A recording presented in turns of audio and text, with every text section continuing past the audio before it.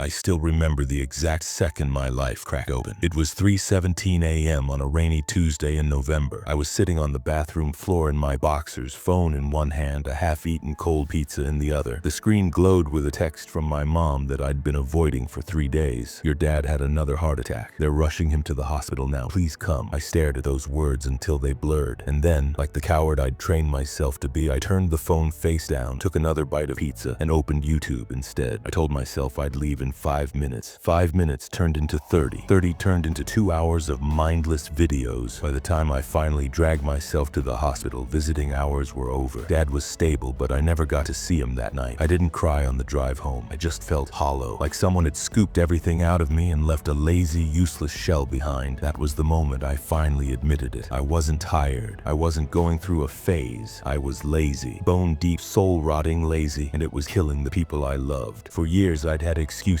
ready like loaded weapons. I'll start the business next month. I'll get in shape when work slows down. I'll call my parents more. Tomorrow. Tomorrow was my god. I worshipped it. I built my entire life around it. And tomorrow never judged me for sleeping until noon, for letting the gym membership rot, for watching dreams die on a screen while I scrolled. But that night, sitting in the hospital parking lot at 5 a.m., watching the rain smear the windshield, something snapped. Not loud, not dramatic, just a quiet, tired voice inside that finally said, "If you keep waiting for the perfect moment, you're going to run out of moments." I drove home, opened my laptop, and did the scariest thing I'd done in years. I started, not perfectly, not heroically. I just opened a blank document and wrote one single page of the book I'd been gonna write someday. One page. My hands shook. It sucked, but it existed. The next morning, I woke up at 6 a.m. without hitting snooze once. I almost threw up from the shock of it. I went for a 12-minute walk around the block because that's all I could handle. I looked ridiculous in my old sneakers and paint-stained hoodie, but I did it. I wish I could tell you everything changed overnight. It didn't. Week 2, I missed 3 days in a row and ate an entire family-sized bag of chips while hating myself. Week 4, I almost deleted the book file. Week 6, I cried in the gym locker room because I couldn't even bench the bar. But every time I fell forward. I started measuring my life and did it instead of meant to. Did I write today? Yes, 400 terrible words. Cool. Did I move my body? Yes. 10 push-ups against the kitchen counter. Cool. Did I call my dad? Yes. 5 awkward minutes where I mostly just listened to him breathe. Cool. 8 months later, I had a messy first draft of a book no one asked for. 10 months later, I ran my first 5K and threw up at the finish line. 1 year later, I sat next to my dad's hospital bed again, this time holding his hand while he woke up from open heart surgery, and I didn't have to feel like the son who showed up too late. He looked at me with those tired eyes and whispered, "You look different, kid." I laughed through tears. I stopped waiting for permission to start living, Dad. Here's what I learned the hard way, and I need you to hear this. Laziness isn't a personality trait. It's a slow suicide. It's choosing comfort today at the expense of the person you could become tomorrow. It's looking at the people you love and silently telling them, "You're not worth my effort." It's watching your own potential rot while you refresh social media for the 47th time. The antidote isn't motivation. Motivation is a feeling, and feelings lie. The antidote is a decision so ridiculous, so small that your lazy brain can't argue with it. One push-up, one sentence, one text that says, "I'm on my way." Do the things so tiny that failing feels stupider than trying. Because here's the secret nobody tells you. Momentum isn't born from massive action. It's born from ridiculous consistency. You don't need to feel ready. You need to start ugly, start broken, start scared. Just start. I'm not special. I'm still the same guy who once chose cold pizza over his dying father, but I'm also the guy who decided that being lazy hurt worse than being tired ever could. And if a coward like me can change, trust me, so can you. Stop waiting for tomorrow to save you. Tomorrow is just today wearing a better mask. Start now. Start small. Start messy. Your future self is begging you from the other side of that first step. Take it. I promise the view is worth the shaking legs.